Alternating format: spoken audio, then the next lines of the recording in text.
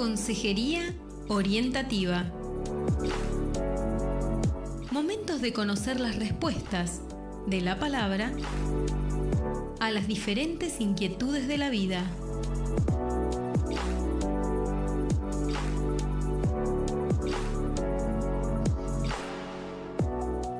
Llegamos a la estación de Consejería Orientativa. Vamos con las primeras preguntas de los oyentes. Vamos.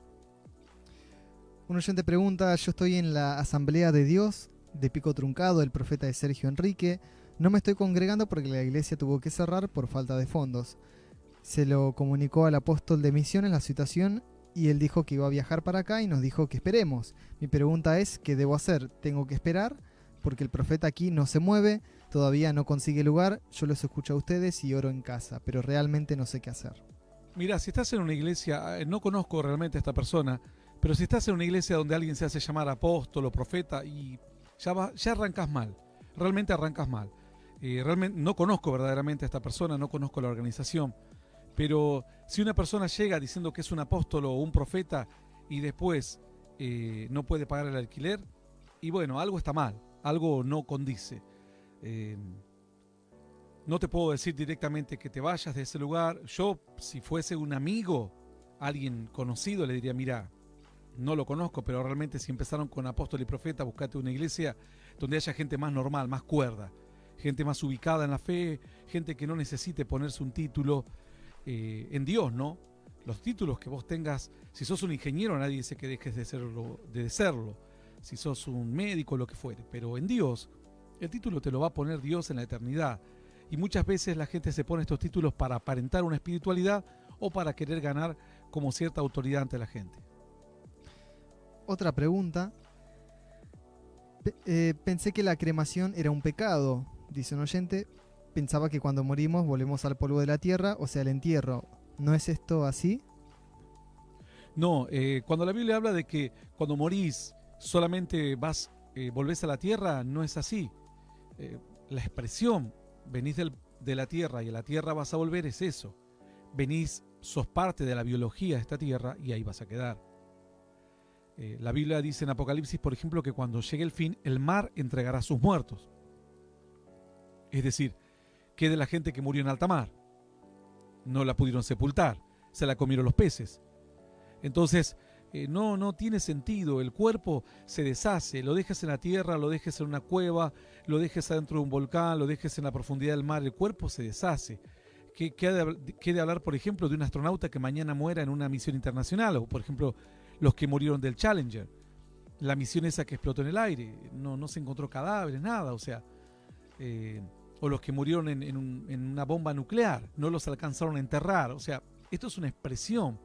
Sos de la tierra y todo lo de la tierra queda en la tierra, no necesariamente en la tierra como el suelo, en la tierra como planeta, no te vas a llevar nada porque esto es en contraposición al alma que es juzgada y al espíritu que vuelve a Dios que lo dio. Otra pregunta, le quiero preguntar: Jesús le dijo al Señor tu Dios adorarás y a Él solo servirás. Y a mí en las clases o consejos virtuales de la profesora de canto, por ahí me van a querer hacer cantar folclore o canciones mundanas, y yo no quiero cantar al mundo, o canciones que no son de Dios. ¿Esto es así o no? Bueno, una cosa es cantar y otra cosa es adorar. Vos podés cantar un feliz cumpleaños, si hay gente que no le gusta o no celebra, bueno, eso depende de cada uno. Pero si celebrás un feliz cumpleaños, cantás un feliz cumpleaños. Sea en el idioma que sea, o cuando celebras algo. Adorar es una cosa, cantar es otra cosa. Vos podés cantar una canción para un niño, pero no necesariamente estás dándole una adoración. El canto es parte de una expresión artística del hombre. Obviamente que Dios dice que el canto como adoración, como forma de alabar, es como las palabras. Vos las palabras las usás para charlar con un amigo y las usás para hablar con Dios. Pero cuando hablas con Dios tenés otra reverencia, tenés otra actitud del alma, diferente cuando hablas con un amigo. Entonces, cuando vos hablas con un amigo, tu corazón tiene otra predisposición. Estás más relajado, no tenés reverencia, si te equivocas no te preocupas y demás. Cuando hablas con Dios, guardas una reverencia y un respeto ante el Señor. Entonces, así como la voz puede ser un instrumento para hablar e intercomunicarnos entre nosotros, o comunicarnos entre nosotros, también es un instrumento para hablar con Dios. Lo mismo cualquier expresión artística, la pintura, la escultura, lo que sea. Si vos haces una figura y te postrás ante ellas, eso es lo que Dios condena. No es que Dios condene que de repente hagas un decorado en una casa. Eso no condena a Dios. Por ahí hay gente que decía, sí, pero Dios mandó a que hagan querubines, pero nunca nadie se postró ante los querubines del Arca del Pacto. Dios mandó a que hagan especies de granadas, pero eran como pequeñas esculturas, pero nadie se postraba ante ellas. El problema es de la escultura postrarse ante ellas. Y luego, obviamente, si la escultura es una escultura pornográfica, ya no es ni algo para postrarse, ni es algo para adornar, es algo que está asociado con algo que Dios prohíbe, algo, la seducción o la estimulación al pecado. Es lo mismo con cualquier imagen, una fotografía o un cuadro. La música pasa lo mismo. El asunto es que la música, nosotros como cristianos, la damos para Dios principalmente, y luego, bueno, la gente puede expresar la música, hacer música, pero el tema es que esa música no la vamos a cantar en la iglesia. Si él quiere hacer una música, decir aquí estoy sentado con mi guitarra esperando que me vengan a buscar y nadie me viene a buscar, listo. La canta, se entretiene, se ríe, pero nunca la vamos a llevar a la iglesia porque no tiene nada que ver, eso es una expresión de él. Una expresión artística, una expresión del alma de él, pero nosotros no la podemos usar para Dios porque no exalta a Dios en ninguna manera. Las cuestiones de las tradiciones, las cuestiones del aprendizaje, vas a tener que aprender, si te gusta la danza o el folclore, vas a tener que aprender el folclore del mundo, porque no hay un folclore cristiano aquí en las Américas. Diferente fuese si vos fuese judío, quizás tenés danzas relacionadas a una alabanza que se hace a Dios, pero después el resto, la mayoría tiene sus danzas típicas. Entonces, eso ya depende. Ahora, si para vos esto te afecta en tu conciencia y todavía no logras entenderlo, no lo hagas. Pero esta es la realidad. Es así. El arte, la música, la pintura, la escultura, la danza, son expresiones del hombre, formas en las que el hombre se expresa, la creatividad, como cuando uno inventa algo, es la creatividad. El asunto es qué hacemos con esa creatividad, si tiene una utilidad real, concreta, si es solamente una expresión artística o si exalta algo pecaminoso, algo del mundo y demás. Que eso es lo que Dios te pone límites. Y después, bueno, esa misma expresión la utilizas para adorar y para cantar a Dios. La Biblia dice que en los justos es preciosa la alabanza, ¿no? Entonces, cuando una persona adora a Dios, lo principal es hacerlo en justicia, es decir, tratar de vivir una vida cristiana. Porque si vos cantás una canción linda pero no vivís una vida cristiana, a Dios no le sirve para nada. Es como si escuchás un instrumento totalmente desafinado. Otra pregunta, mi hermano mayor dejó a su familia por otra mujer. Supuestamente esta nueva mujer es cristiana. Mis sobrinos son grandes y no quieren saber de él. Yo me alejé, no acepto a esa mujer, respeto el dolor de mis sobrinos. Me siento mal si acepto todo sabiendo cómo fueron las cosas. ¿Está mal que yo sienta así? No, desconozco la historia realmente. Yo voy a dar un consejo en un caso hipotético que probablemente no sea el que me estás diciendo. Siempre hay que tener en cuenta que esto es una consejería rápida de 5 minutos, 4 minutos, una pregunta que tiene que ver con detalles que podríamos estar horas hablando. Si tu marido era, estás hablando de tu marido, que era el hermano o algo así, un hermano pariente, mayor. Tu hermano estaba casado con una mujer y se va con una cristiana, esa mujer no era cristiana realmente, no era cristiana. Y si estás enojada y no los querés aceptar, bueno, estás en tu derecho. ¿Por qué? Porque hay motivos para hacerlo. No es que lo despreciás porque se te ocurrió. Lo despreciás porque tu hermano está haciendo mal y esta mujer está tomando su pseudo cristianismo para ocultar su pecado. Bueno, después con el tiempo esto se verá. Si este matrimonio o esta pareja se afianza, no matrimonio, porque no es un matrimonio, si esta pareja se afianza y después la separación se consuma y pasan muchos años, tarde o temprano vas a tener que sentarte a la mesa algún día con ellos. 5 años más, 10, 15, sabe Dios. Pero es normal que cuando ocurren situaciones así injustas y que la gente está actuando muy mal, haya un dolor y estás en tu derecho en poder tomar distancia. Nadie te obliga a que seas parte del engaño de los demás. Otra pregunta. ¿Por qué somos o debemos decir que somos solo cristianos y no cristianos evangélicos? Vos podés decir que sos cristiano evangélico, eso no hay problema. Cada uno, la expresión evangélico se acuñó aquí en Latinoamérica para denominar a la gente cristiana. Nosotros somos cristianos. Evangelio significa buenas noticias. Pero si vos te tenés que identificar con algo, vos no te identificás con buenas noticias. Vos te identificás con Cristo y con todas sus enseñanzas, por lo cual sos cristiano. Es así. Entonces, fíjense que cuando hay un líder, se pone el nombre del líder y se hace la continuación del nombre asociando a sus seguidores. Bueno, supongamos, si una persona, aquí en nuestro país hubo un líder político Perón, la gente que le sigue es peronista. Entonces así cada líder va teniendo sus seguidores y se le denomina el nombre del líder, más obviamente la extensión de la palabra que hace alusión a sus seguidores. Pero vos podés llamarte tranquilamente, si querés, cristiano evangélico, eso es una cuestión tuya. Pero siempre tené cuidado que la gente a veces, cuando hace alusión a la palabra evangélico, hace alusión a la gente que hace hincapié en tradiciones. Entonces, como tiene otras connotaciones, a la gente que por ahí dice, bueno, si esta persona es más tradicionalista, te quieren asociar como un religioso. Porque esa es la defensa de los falsos profetas, que quieren hacer creer que los que los denuncian son religiosos. Si a mí me dicen cristiano evangélico, a mí que me digan lo que me digan. La duda se la van a sacar cuando me pregunten a mí en qué creo. Y si alguien me pregunta a mí qué es lo que yo me siento seguidor de Cristo, punto, cristiano. Si a mí alguien me llega a decir evangélico, tampoco me molesta, ni me ofende. Me ofendería si me dijesen mujeriego, cosas por el estilo, pero el término nuestro es cristiano. Y si alguien, por costumbre se siguen llamando evangélicos, no creo que esto tampoco a nadie tenga que andar pensando que porque le digan evangélico o cristiano.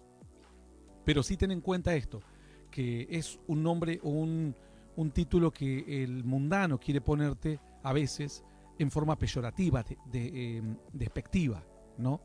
Entonces nosotros somos cristianos. Lo demás, si no te llaman de alguna u otra manera, si uno anda caminando en Dios, no te debería ofender. Otra pregunta, ¿me puede explicar Lucas 23:31? Porque dice, si en el árbol verde hacen estas cosas, en el seco, ¿qué nos hará? Claro, esto es como diciendo, vos por ejemplo agarrás una rama seca, un pedazo de palo seco, lo rompés fácil. Una rama, le das a un niño seca, la rompe. Le das ese mismo grosor de rama a un niño, pero verde, la dobla, no la puede romper. ¿Por qué? Porque todavía su fibra, la savia y su estructura está flexible y está más robusta. Cuando se seca, se deteriora la contextura, la composición del árbol, o en este caso la rama, y se quiebra fácil. Entonces el Señor dijo, si esto hacen con el fuerte, yo soy el fuerte, yo soy el poderoso, el árbol verde, el que lo pueden intentar romper y no los van a poder romper. Imagínense qué no harán con aquel árbol que uno apenas lo toca ya se está pudriendo solo. Entonces, Jesús se compara con la fe fresca, con la fe genuina, con la fe poderosa, con la fe verdadera, con el poder de una vida indestructible. Entonces, ahora el Señor dice, imagínense cuando vengan estas pruebas y estas luchas a ustedes, cuando estén apartados, cuando no busquen a Dios, cuando hayan caído en pecado una vez, 2 veces, 3 veces, entonces van a estar debilitados. Y a mí me hirieron, pero no me rompieron, cosa que a ustedes, si los agarran así secos, los van a partir. Otra pregunta, leyendo Mateo 1:15 y 16, la genealogía de Jesús, encontré esto: Eliud, padre de Eleazar, Eleazar, padre de Matán, Matán, padre de Jacob, y Jacob, padre de José, que fue el esposo de María, de la cual nació Jesús, llamado el Cristo. ¿De qué José habla? ¿Del libertador de Egipto? No entiendo. No. El José, padre de Jesús, no es el libertador de Egipto. El libertador de Egipto vivió varios cientos de años atrás.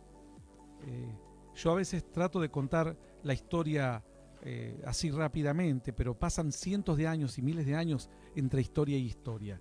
Entonces vas a encontrar primero a un Adán, a un Set, a un Enós, la Torre de Babel. Entre esos van pasando cientos y quizás unos pares miles de años de historia, los gigantes, el Arca de Noé. Ahí ya vas comiéndote otros miles y miles de años de historia.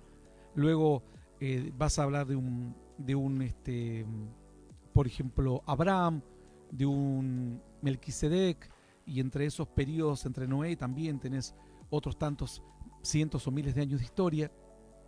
Después de Abraham nace Isaac, después de Isaac nace Jacob, y Jacob tiene el penúltimo hijo que se llama José. Entonces ahí tomás una idea. Después de José, José va a Egipto, los libera, aparece Moisés, los hermanos de José junto con José se terminan constituyendo en tribus de Israel. Todos ellos pasan el desierto, 40 años en el desierto. Ahí ocurren todos los milagros que se conocen, el maná, el agua en la peña de Oreb, etc. Luego, después de eso, muere Moisés. Josué, que es el que le sigue, el ayudante, digamos, entra a la tierra prometida, destruye 31 reinos. Después de eso, el pueblo vive sin Dios, aparecen jueces, libertadores, caudillos. En ese periodo vas a encontrar cientos de años, 300, 400, 500 años en caudillos.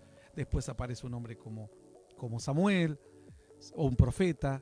En ese hombre Samuel después pone al primer rey de Israel, que es Saúl. Después ese Saúl desobedece, viene David, después viene Salomón.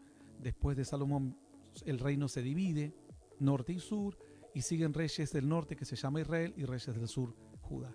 Y así son cientos y cientos de años hasta que vienen unos caen cautivos en manos de Asiria, los del norte, varias tribus, y finalmente los del sur caen en manos de Nabucodonosor.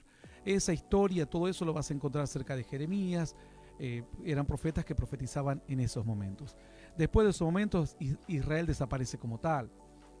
Algunos terminan huyendo a Egipto, los que habían quedado pobres en esa tierra, y otros quedan cautivos allí en Babilonia. Después vuelven a la tierra, reconstruyen las murallas, el templo. Eso es la época de Zorobabel, de Esdras, de Nehemías. Y después de eso, bueno, el pueblo continúa andando, y después hay 400 años de silencio de Dios, que no le habla nunca más a nadie. En esos 400 años intermedios, los romanos se adueñan de la zona, los judíos quedan bajo dominio romano. Uno de esos romanos le construye un templo a los judíos, que es Herodes, y en ese templo es donde predicó Jesús, y ahí nace Jesús, y bueno, todo el resto de la historia. Otra pregunta. Estaba en la iglesia de Estamateas. Sé que es más psicólogo que pastor, pero bueno, a mí me pasó esto. Se me explotó el cable de la corriente de la radio en la mano y no me electrocuté. Pensé que me había quemado la radio, pero la prendo y empezó a funcionar.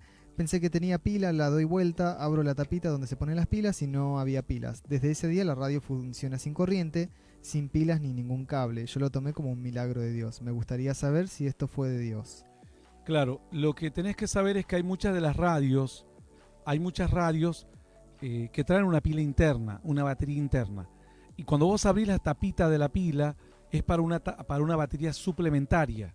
Entonces probablemente esté funcionando con la batería interna.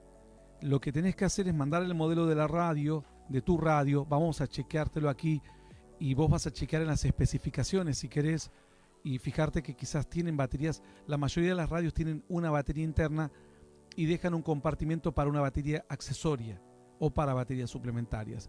Sin embargo, bueno, una vez que compruebes todo esto, en el caso que tu radio no tuviese pilas, baterías internas, bueno, sería una señal que yo creo que hasta la podrías vender a la radio, a la NASA, realmente, porque sería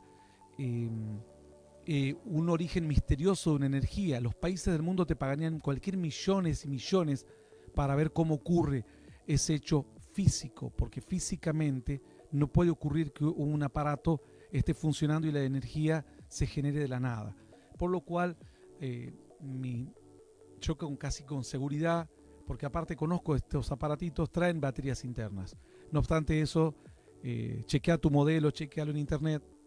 Después de eso se puede abrir el aparato y ver qué batería tiene interna. Pero bueno, a veces pasa esto, ¿no?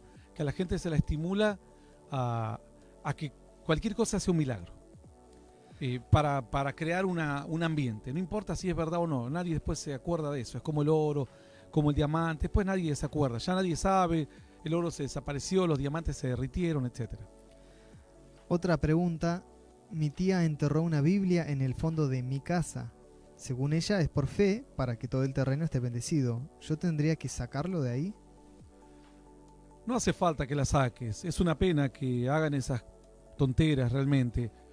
No te va a hacer ni más ni menos, la Biblia no te va a hacer ni más ni menos que esté enterrada en tu patio. No te va a hacer siquiera ni ningún tipo de brujería ni nada, porque no tiene ningún tipo de poder. La Biblia como libro, lo que representa, claro, es la palabra de Dios, pero es una pena que la gente tenga irreverencia y tire una Biblia, ¿no? Así la entierre. Bueno, esto ya es muy común que lo hacen los falsos profetas. Otra pregunta. ¿Los cristianos podemos festejar Navidad, ya que dicen que es creada por los paganos? Ya hemos respondido la Navidad. Si para vos Navidad es pagano, no lo festejes. La Biblia dice que es por causa de conciencia, muchas veces como lo sacrificado de los ídolos. Si para vos Navidad es pagano, no lo celebres. Ahora asegúrate de que tus hijos no vayan creciendo con todo tipo de restricciones innecesarias. ¿Por qué digo esto? Porque a tus hijos tenés que hacerles, más bien ponerles una visión de alejarse del pecado. No tratar de sacarle cuestiones externas. Y que los chicos en Navidad afuera anden celebrando, corriendo, y tus hijos en Navidad estén tomando una taza de té o una chocolatada. ¿Por qué? Porque alguien te dijo que esa fiesta es del diablo. Yo te pregunto, ¿vos sabés si el reloj que tenés en tu mano lo pactaron o lo hizo un brujo para endemoniar a todos los que se pongan el reloj? ¿Vos sabés si los aros que te has comprado, pornografía, los han pactado con espíritus de hechicería o de brujería? La billutería se usa para la vanidad principalmente. Pero claro, esas cosas no nos preguntamos. Queremos atacar las cosas que realmente no van a marcar la diferencia. La Navidad, si bien habrá tenido un origen, pero hoy, para vos, no está asociada a eso. Si vos la Navidad lo celebrás como dándole honra a un demonio, bueno, no lo celebres. Si para vos la Navidad es el nacimiento de Cristo y es una fiesta prácticamente tradicional, ya es parte de una cultura, que no va, tu hijo no va a quedar endemoniado porque celebra la Navidad. Esto hay que ser muy cuidadoso, porque a veces la gente trata de sacarse las cosas de afuera. Lo que Dios nos enseña es sacar las cosas de adentro, porque estas son tradiciones de un país, o de un pueblo, o de una cultura. Alguno dirá, bueno, pero hay tradiciones malas. Claro, vos sabés, por ejemplo, qué significaba, no sé, pongamos, saludar con la mano o saludar con un beso. No, nadie sabe el origen, nadie se pregunta. Si vamos al origen, muchas de las cosas que han llegado, se han hecho, por ejemplo, el internet se hizo con fines bélicos, pero lo estamos usando y le estamos dando otro uso. Entonces, a nuestras manos llega internet con otro entendimiento, pero internet se inventó con fines bélicos. Es decir, lo mismo el televisor, lo mismo la radio. Tenemos que empezar a preguntarnos todo lo que se hizo. El que fabricó un automóvil, ¿con qué espíritu lo fabricó? Vos tenés que ver cómo lo usás vos, qué uso le das, qué es lo que queda en tu mente y en tu corazón. Además, cada uno, bueno, el apóstol Pablo dijo, ustedes sabemos que un ídolo nada es, así que si aún tienen que comer comida que ha sido un animal sacrificado a los ídolos, y sabemos que no son los mundanos, sacrifican a los demonios, dijo él, pero para ustedes no significa esto, porque ustedes lo compraron y lo van a comer solamente para subsistencia. Ustedes no están creyendo que porque comen la comida que han sacrificado los demonios, ustedes estén adorando al demonio. Ustedes lo hacen por una necesidad nada más. De todas maneras, bueno, queda a criterio de cada uno. Yo a la gente le digo, si para usted es pecado, no lo haga, porque la Biblia te da la libertad, que hay cuestiones que las tenés que hacer por causa de tu conciencia. Si vos en tu conciencia estás débil y te sentís mal hacerlo, no lo hagas. Otra pregunta, ¿en qué parte de la Biblia enseña que hay que comer carne? ¿En qué parte de la Biblia? Bueno, la Biblia constantemente, en todas partes, nos enseña que el hombre va a comer carne. Los sacerdotes comían carne, los sacrificios los comían. ¿O ustedes piensan que mataban un animal y lo dejaban que se queme?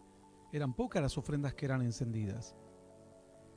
Entonces, además Dios le da orden, y le da el Señor orden de que coman los animales y les dice, estos animales comeréis, les habla de los animales puros y los animales impuros.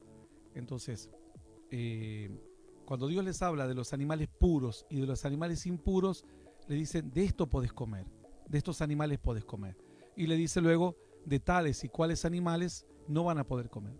Convengamos que también el Señor dijo, tomad, comed, este es mi cuerpo que por vosotros es partido. La Pascua era el sacrificio de un cordero pascual, de un cordero sin mancha, que simbolizaba aquel que había sido sacrificado antes de salir de Egipto. Podés verlo en Levítico 6:23, toda ofrenda del sacerdote será enteramente quemada, dice, no se comerá, por ejemplo. Y luego dice, el sacerdote en 6:26 dice, el sacerdote que la ofreciere por el pecado, la comerá, el lugar santo será comida. En el atrio del tabernáculo, bueno, está lleno de textos que hablan acerca de comer carne por todas partes. Todo Levítico vas a encontrar. Fíjate Levítico 7:19, y la carne que tocare alguna cosa inmunda no se comerá, al fuego será quemada. Toda persona limpia podrá comer la carne, dice. Ahí tenés Levítico 7:19, pero tenés muchísimos, por eso me sorprende la pregunta porque tenés cientos de versículos. Otra pregunta, quisiera preguntarle algo sobre la higuera, si no era el tiempo de que la higuera dé fruto, ¿por qué Jesús la secó? Si no era su tiempo por naturaleza.